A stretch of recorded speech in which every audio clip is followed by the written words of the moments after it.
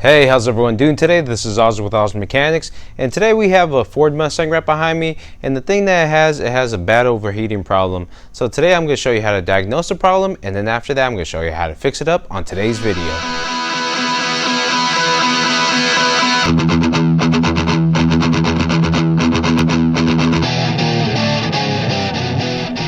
Alright, so right now what we have right here is a 2007 Ford Mustang 4.6 liter engine. Customer complaint that we have on this vehicle is that the customer would go to different restaurants, go through the drive-through, and he noticed when he was right there at the drive-through, the temperature would start rising. The car started smoking. He opened up the vehicle and he noticed that they had a little couple of wet marks around here. So after that, he got it towed into my shop.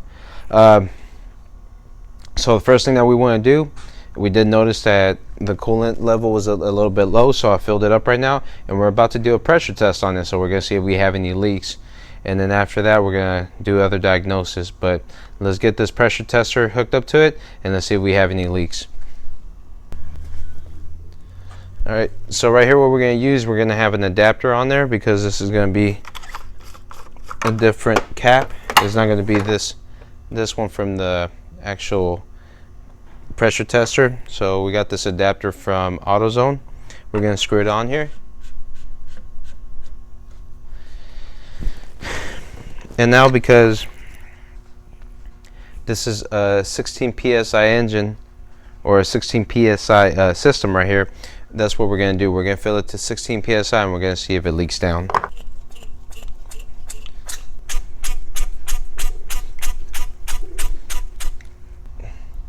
So we're at 16 psi. We're going to leave it there for a minute. And what we want to do now, I'm going to move the camera and we're going to look underneath and see if there's any leaks. We do not see anything. Alright, so we're going to go back up and we're going to look at our pressures. And we're going to see if the pressure has dropped. And as you can see right here, the pressure is still at about 16 psi. It hasn't really dropped. So I called the customer again and I was asking them a couple questions, and then that got me thinking, is the fan turning on? So I called, so when I was talking to him on the phone, I asked him if the AC was working right. He told me that the AC was not working for a good amount of time. He said it was actually acting up a little bit. So right now what we're going to do, I'm going to turn on the AC, and what we want to look for, we're going to videotape the clutch down there, and we want to see the clutch turn on plus the fans. So let's get to that, and then after that, if we have the clutch turning on and the fans not turning on, we're going to start doing checking out the voltage at the wiring and seeing if we're getting the 12 volts going into the fan. Well, this might be a little interesting one. All right. Car's on the on position. We got the AC on, full max. So right now what we're trying to look for, make sure that the compressor's on. And as you can see right there, the compressor's turning on. Now let's see if the fan's on. And as you can see, the radiator fan is not even on. I can move it with my hand.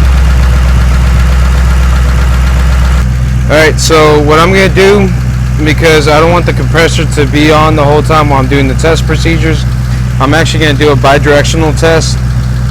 So I'm going to get my scan tool, command the fans to turn on, and then with my power probe, I'm actually going to see if there's voltage going from the computer, from the relay going to the fan. If we have voltage, that means that we just have a burnt out radiator fan. We switch it out, we should be okay. We should have AC working, and on top of that, we shouldn't have no more issues with overheating. Alright, so right now we're at our function pages right here, and what we're going to do, like I said, we're going to do a bi-directional test. Right now what I'm going to do, I'm going to see if the fan's actually even functioning. So we're going to turn this on. And what I want to hear right here is, I just want to verify that the fan's actually turning on. If it doesn't turn on, then we might have an issue with the wiring. But to debunk that, or just to take that off the page, we're gonna go up there and we're gonna see if we have voltage.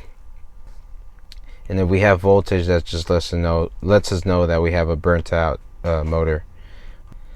And I just want to give everyone a shout out there, and anyone that's watching this video, man, thank you for watching and being a part of this. I know I'm not the most exciting, probably not the smartest one, but I just want to thank everyone for watching. So let's go ahead and we're gonna turn it on. I heard the relay click, but that's it, nothing else. So we're gonna get our scan tool, and I don't hear the fan.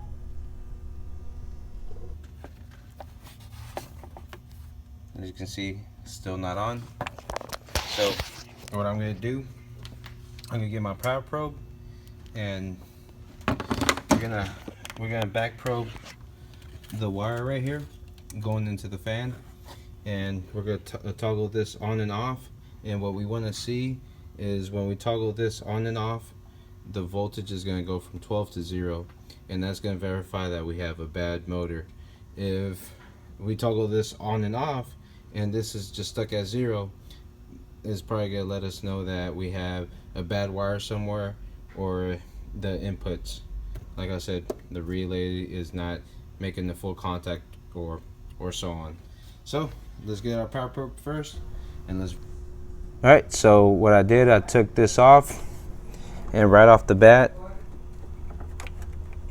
let's check out the connector. As you can see, completely burned up. So that's a clear indication that we have a short somewhere.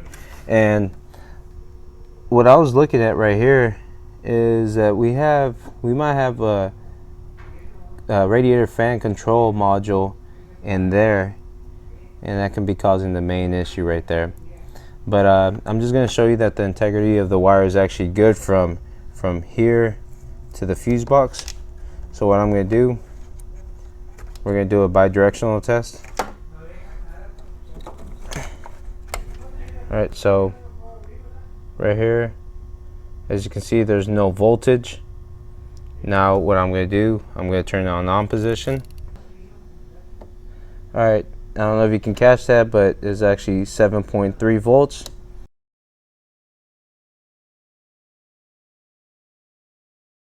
Alright, so on the bi-directional, I have it on, and I'm going to check out the voltage coming out from here. So we have our power probe, and we have 12 volts.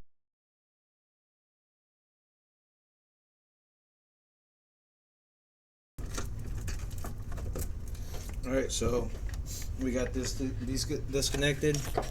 Now what we're gonna do,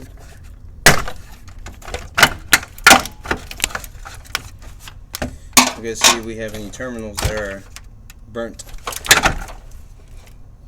And look what I found. Like I called in, like I said it, we just have burnt terminals. So as well, I have to clean these up and get them going. These are burnt up as well.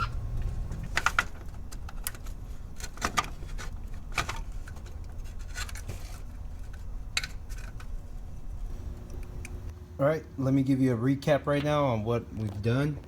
So, went to a junkyard, got a piece that wasn't damaged like this, switched all the wires from this one to the new one, and then the last two that were messed up, I basically used the wires that were originally on this one, and I just cut it and soldered in place.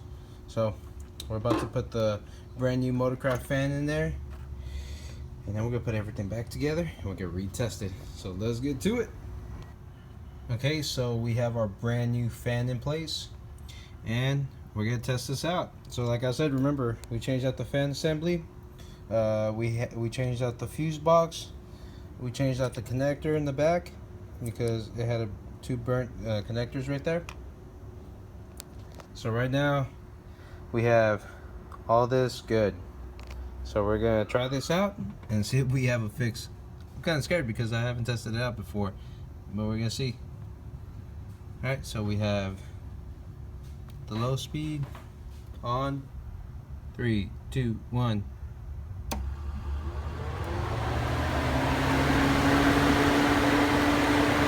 And there we go.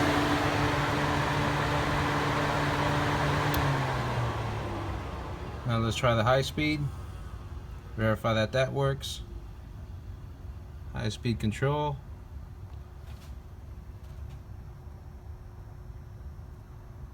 There it goes.